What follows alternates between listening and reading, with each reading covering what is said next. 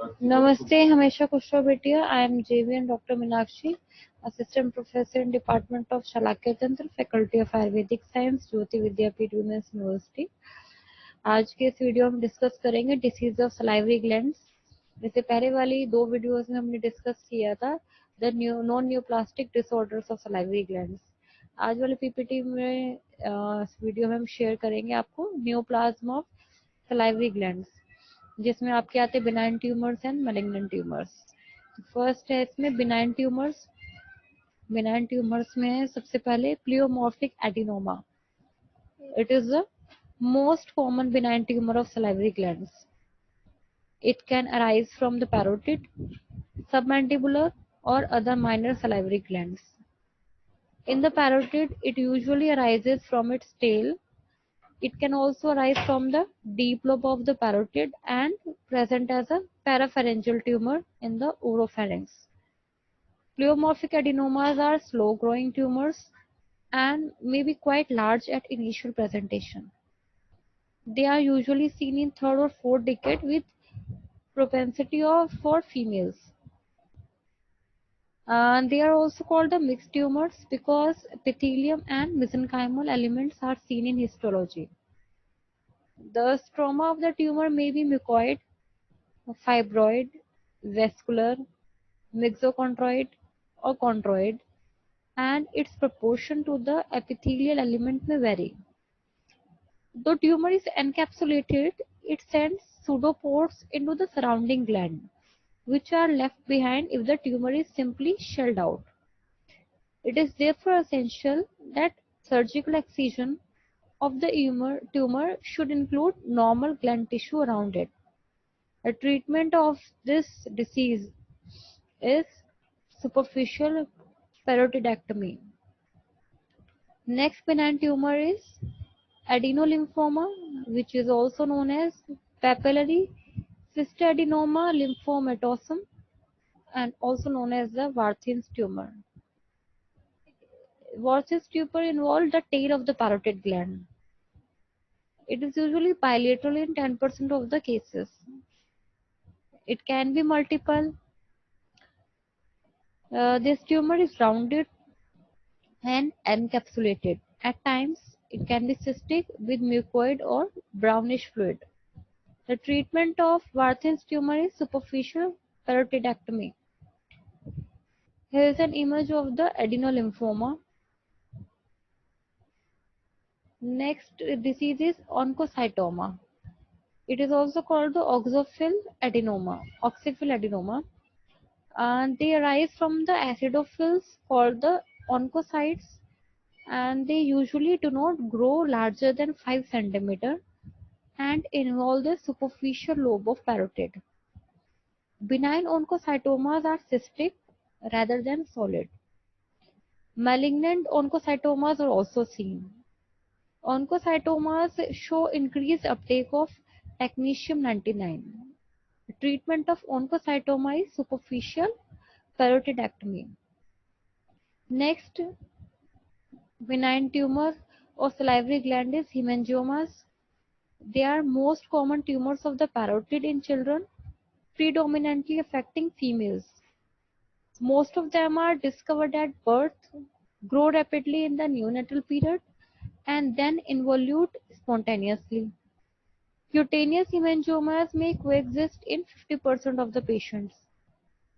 They are soft and painless and increase in size with crying or straining. Overlying skin may show bluish discoloration. Surgical excision is indicated if they do not regress spontaneously. Here is an image of the hemangiomas in a child. Next benign tumor is lymphangiomas. They are less common and involve the parotid and submandibular glands. On palpation, they feel soft and cystic. They do not regress spontaneously and are surgically excised. Here is an image of a patient suffering from macrocystic lymphangioma before treatment.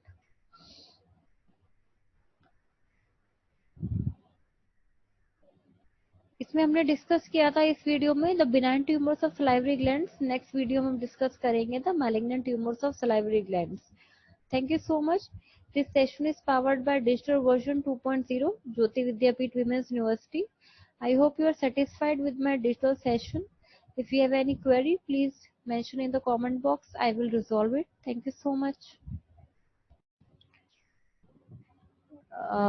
Namaste, Hamesha खुश रहो बेटिया. I am JVN Dr. Minakshi, Assistant Professor in Department of Shalakya Tantra, Faculty of Ayurvedic Science, Jyoti Vidyapeeth Women's University. आज हम discuss करेंगे headache. Headache को हम correlate करते हैं विद शिरोरोग, क्योंकि शिरोरोग में हमें एक इम्पोर्टेंट सिम्टम मिलता है दैट इज शिरोरुजा. तो इसलिए हम इसको शिरोरोगों को सुश्रुत के अकॉर्डिंग हेडेक से कोरिलेट करते हैं. तो व्हाट इज हेडेक वो समझना इम्पोर्टेंट है. Headache is the symptom of pain anywhere in the region of head और अपर नेक. मतलब अगर आपको कहीं पे सिर में दर्द हो या फिर ऊपर गर्दन में अगर दर्द है तो उसको हम बोलेंगे हेडेक. ठीक है, हेडेक कोई एक अलग से डिसीज नहीं है, इट इज अ सिम्टम. ठीक है, कोई पेनफुल सेंसेशन आपकी है अगर हेड में, पेन कैसा हो सकता है, शार्प भी हो सकता है, डल भी हो सकता है. ठीक है, और उसके साथ में दूसरे और आपको सिम्टम्स से मिलेंगे. ठीक है, फिर आते हैं हम क्लासिफिकेशन ऑफ हेडेक. ठीक है, तो हेडेक कितने टाइप्स का होता है बेसिकली वो समझना बहुत इंपॉर्टेंट है. तो क्लासिफिकेशन हम हेडेक को क्लासिफाई करते हैं. Headaches are broadly classified as primary और सेकेंडरी. ठीक है, तो दो क्लासिफिकेशन है, प्राइमरी एंड सेकेंडरी हेडेक.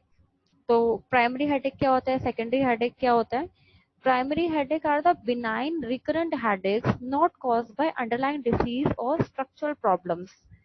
ठीक है, जो प्राइमरी हेडेक्स होते हैं वो किस वजह से हो रहे हैं, किसी अंडरलाइंग डिसीज की वजह से नहीं हो रहे हैं, ना कोई स्ट्रक्चरल प्रॉब्लम की वजह से हैं. ठीक है, और बिनाइन होते हैं, मतलब ज्यादा हार्मफुल नहीं होंगे.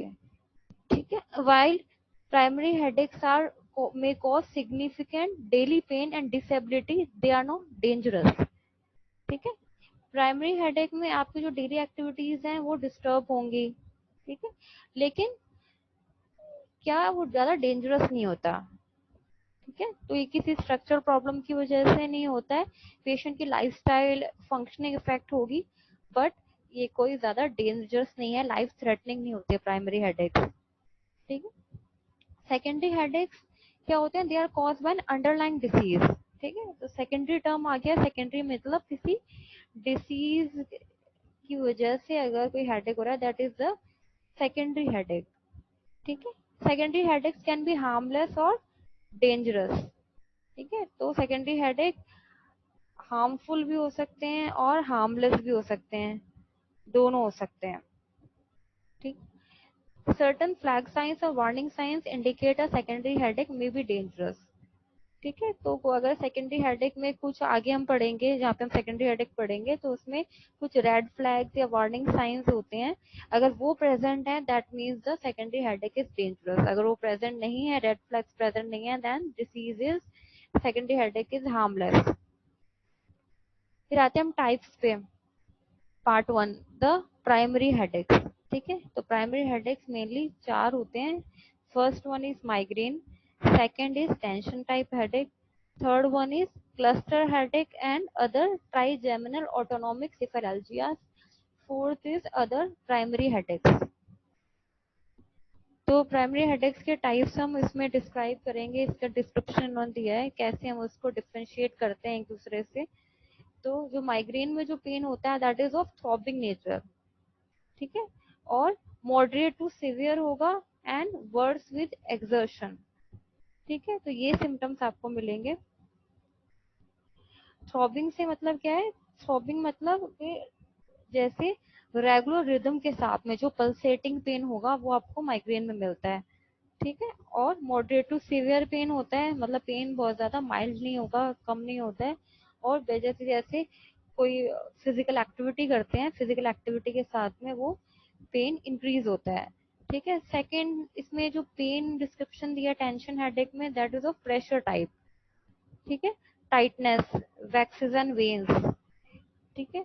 तो जैसे अगर प्रेशर अगर डलता है हमारे किसी जगह पे वैसा पेन होगा, और टाइटनेस मिलेगी, हेड में टाइटनेस, नेक में टाइटनेस होगी, एंड वैक्सेस एंड वेन्स, मतलब ऑल्टरनेट इंक्रीज एंड डिक्रीज होगा पेन।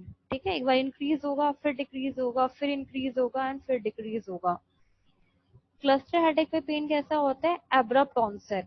ठीक है, पेन एकदम से होगा, डीप होगा। ठीक है, सुपरफिशियल होगा से, और डीप कहीं पे पेन हो रहा है हेड में, इंटरनल स्ट्रक्चर में, वैसा लगेगा आपको। कॉन्टिन्यूस पेन होगा, मतलब वो इंक्रीज डिक्रीज नहीं होगा, और एक्सक्रूएटिंग होगा। एक्सक्रूएटिंग मतलब बहुत ज्यादा सीवियर पेन होगा।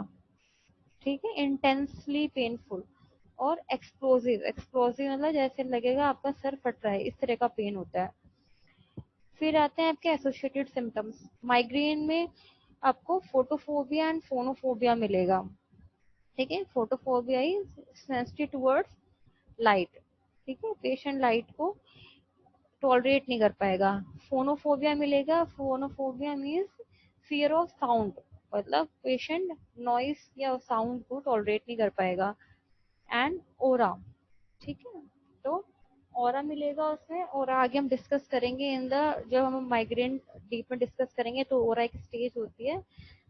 ठीक है, बिफोर द हेडेक, तो वो आपको मिलेगा। मिल भी सकता है, नहीं भी मिल सकता है, उसमें भी अलग टाइप्स होते हैं माइग्रेन के। फिर आते हैं टेंशन टाइप हेडेक, उसमें आपको कोई भी एसोसिएटेड सिम्टम्स नहीं मिलेगा, सीधा उसमें pressure tightness, waxes and wanes वाला पेन होगा, और कोई इसके एसोसिएटेड सिम्टम्स नहीं मिलते हैं। फिर आता है क्लस्टर हेडेक में क्या एसोसिएटेड सिम्टम्स होंगे? टीयरिंग होगी। ठीक है, क्योंकि उसकी लोकेशन क्या होती है, आई के बॉल के आसपास पेन होता है, इसलिए पेशेंट को लैक्राइमेशन होगा, आंखों से पानी आएगा। ठीक है, आईज में कंजेशन होगा। ठीक है, राइनोरिया होगा। ठीक है, नोज में से पानी आना शुरू होगा, पेशेंट पैलर फील करेगा, पैलर हो जाएगा, थोड़ा पेल हो जाएगा, और स्वेटिंग होगी। अगर लोकेशन की बात करें तो माइग्रेन में 60 to 70% पेन यूनिलेटरल होता है। ठीक है, माइग्रेन को इसलिए हाफ हेडेक का है, क्योंकि उसमें एक साइड पेन होता है। टेंशन टाइप जो हेडेक होता है वो बाइलेटरल होता है, और जो क्लस्टर होता है दैट इज अगेन यूनिलेटरल, मतलब एक साइड में पेन होगा पेशेंट को। ड्यूरेशन की अगर बात करें तो माइग्रेन का ड्यूरेशन है अराउंड 40 to 72 आवर्स। ठीक है, तो एक बहुत लंबा ड्यूरेशन होता है, 4 आवर्स से लेके ऑलमोस्ट 3 डेज तक हो सकता है। ठीक है, टेंशन टाइप हेडेक का वेरिएबल है, कोई अपना डेफिनेट टाइम पीरियड नहीं है इसका। क्लस्टर हेडेक का ड्यूरेशन हाफ एन आवर से लेकर 3 आवर्स तक हो सकता है, और इसमें एक ही दिन में कई बार उसको पेशेंट को क्लस्टर हेडेक का अटैक हो सकता है। एंड पेशेंट की अपीयरेंस कैसे कैसे अलग होती है प्राइमरी हेडेक्स में? माइग्रेन में patient resting in quite dark room. ठीक है, तो पेशेंट को डार्क रूम में, मतलब जहाँ पे लाइट ना हो, क्योंकि उसको फोटोफोबिया, तो उसको डार्क रूम में बैठना अच्छा लगेगा, और क्वाइट रूम में उसको रेस्ट करना अच्छा लगेगा, क्योंकि उसको फोनोफोबिया भी हो सकता है, तो उसको फियर ऑफ साउंड होगा, तो इसलिए उसको क्वाइट रूम में बैठना अच्छा लगेगा। Young females are mostly affected. Migraine इसमें होता है, यंग फीमेल्स में ज्यादा होता है। जो टेंशन टाइप हेडेक में पेशेंट का अपीयरेंस क्या होगा? पेशेंट रिमेन्स एक्टिव और प्रेफर्स टू रेस्ट। ठीक है, तो पेशेंट एक्टिव भी रह सकता है, या फिर रेस्ट करना भी प्रेफर कर सकता है, दोनों चीजें हो सकती हैं। क्लस्टर टाइप हेडेक में पेशेंट का अपीयरेंस कैसा होगा? The patient remains active, prefers hot shower, तो पेशेंट एक्टिव रहेगा और हॉट शावर प्रेफर करेगा, उससे उसको लगेगा कि हेडेक में रिलीफ मिलेगा। और मेनली किस में मिलता है आपको? मेल्स में मिलता है, और स्मोकर्स में मिलता है क्लस्टर हेडेक। ठीक है, नेक्स्ट उन्होंने इमेज शो की है कि कौन कौन से हेडेक में क्या क्या पोजीशन होती है। इसमें साइनस हेडेक की भी इन्होंने पोजीशन शो की है, कि अगर जो हमारे सेप्रानेजल साइनसेस है उसमें इन्फेक्शन है, तो उसकी वजह से भी हेडेक होता है, तो उसको हम साइनस हेडेक कहते हैं। ये जस्ट आपको आइडिया के लिए इमेज दी है। नेक्स्ट इन्होंने क्लस्टर हेडेक की इमेज दी है, जिसमें आपको pain in is in and around one eye, एक आंख के अंदर और अराउंड उसमें पेन होता है, इसलिए इसमें आपको सिम्टम्स टीयरिंग और कंजेशन वाले सिम्टम्स मिलते हैं। टेंशन टाइप हेडेक आपको दिखाई देगा, band squeezing the head, pressure symptom मिलते हैं उसमें, तो जो हमारा फोर हेड है वहां पे पेन होगा। माइग्रेन में pain, nausea and visual changes are typical of classical form. तो माइग्रेन आपको दिखाई दे रहा है कि half part of the face and head इसमें इफेक्ट होगा, पेशेंट को पेन होगा, नोजिया भी होता है, विजुअल सिम्टम्स भी होते हैं, उसको फ्लोटर्स वगैरह दिखाई देना, फ्लैशिंग ऑफ लाइट, ये चीजें भी दिखाई देगी, टिपिकल ऑफ क्लासिकल फॉर्म। ठीक है, तो इसमें टाइप्स होते हैं। क्लासिकल फॉर्म जो टाइप ऑफ माइग्रेन है उसमें मिलते हैं बेसिकली। तो यहाँ पे हमारा इंट्रोडक्शन ऑफ हेडेक कंप्लीट होता है। आगे के जो टाइप्स ऑफ हेडेक हैं वो आगे हम अलग से डिटेल में डिस्कस करेंगे नेक्स्ट सेशन में। Thank you so much. This session is powered by Digital Version 2.0, Jyoti Vidyapeeth Women's University. I hope you are satisfied with my digital session.